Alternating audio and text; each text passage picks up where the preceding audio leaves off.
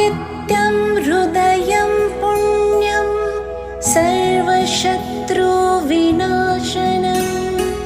जयावहं जपं नित्यम् अक्षयं परमं शिवम्। ॐ मित्राय नमः। ॐ रवये नमः। ॐ सूर्याय नमः। ॐ भानवे नमः। ॐ खगाय नमः। ॐ पूष्णे नमः। ॐ हिरण्यगर्भाय नमः। ॐ मरीचये नमः। ॐ आदित्याय नमः।